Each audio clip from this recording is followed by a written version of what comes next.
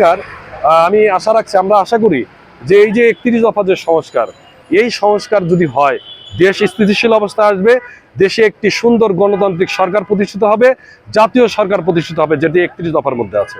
আমরা চাচ্ছি এই ধরনের একটি সরকার অতি দ্রুত আসুক এবং দেশের সংস্কার হোক সত্যিকার অর্থে। দেশে যত অন্যায় অবিচার হয়েছে, যত গুম খুন হয়েছে, জুলাই আগস্টে যত ছাত্র জনতার যে হত্যা হয়েছে, এগুলোর বিচার তারা সে যেই হোক, অতি উৎসাহী পুলিশ হোক, অতি উৎসাহী আমলাতন্ত্র হোক, অতি উৎসাহী যারা যুবলীগ, আওয়ামী লীগ, স্বেচ্ছাসেবক লীগের যারা যে সকল খুনি, হেলমেট লীগ, যারা সন্ত্রাসী বাহিনী রয়েছে, তাদের বিচার এই মাটিতেই হবে ইনশাল্লাহ। কিন্তু সেটা হতে হবে কি সঠিক গণতান্ত্রিক বিচার বিভাগের মধ্য দিয়ে, যাতে কোনো অন্যায় বিচার না হয়। আমরা খুনি আওয়ামী ফ্যাসিস্ট হাসিনা সরকারের অধীনে যা হয়েছে সেইটি আমরা আর পুনরুদ্ধার করতে চাই না। আমরা উদ্ধার করতে চাই গণতন্ত্র। আমরা চাই দেশে আবার বিচার অধিকার, মানবাধিকার, আমাদের যে গণতান্ত্রিক অধিকার, আমাদের যে ভোটের যে অধিকার, সেইটি ফেরত আসুক। এর জন্য যে কোনো রায় আমরা মেনে নিতে সদা প্রস্তুত আছি। ধন্যবাদ সকলকে। আর আমি চাই আমাদের দেশনেত্রী বেগম খালেদা জিয়া এই যে আজকে দেশে আসলেন, আমরা আশাবাদী যে উনি সুস্থ থাকবেন।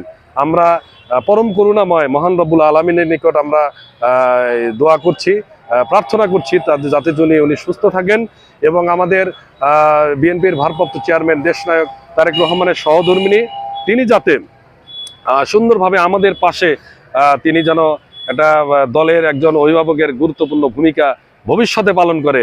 আর এখন এই গ্যাপটুকু যেটুকু আমাদের বিএনপির ভারপ্রাপ্ত চেয়ারম্যান দেশনায়ক তারেক রহমান এবং ম্যাডাম যে অসুস্থ, সেই কারণে তার পাশে দাঁড়ানোর আমি উদাত্ত তাকে আহ্বান করছি। আমরা দেশের তৃণমূল নেতাকর্মী, আমরা ডাক্তার জুবাইদুর রহমানের সঙ্গে আছি। আমরা তৃণমূলের নেতাকর্মী, আমরা জাইমা রহমানের সঙ্গে আছি। আমরা তৃণমূলের নেতাকর্মী, আমরা দেশনায়ক তারেক রহমানের সাথে আছি। আমরা তৃণমূল পর্যায়ের নেতাকর্মী, আমরা বিএনপির ভারপ্রাপ্ত চেয়ারম্যানের চেয়ারপারসন দেশনেত্রী বেগম খালেদা জিয়ার পক্ষে আছি। আমরা চাই জিয়া পরিবার এদেশের নেতৃত্ব দিক, এদেশের রাষ্ট্রভার গ্রহণ করুক এবং এই দেশের যত আপনার গণতান্ত্রিক যে ধারা, যে এটি অব্যাহত রাখার জন্য জিয়া পরিবারের হাতেই এদেশ নিরাপদ।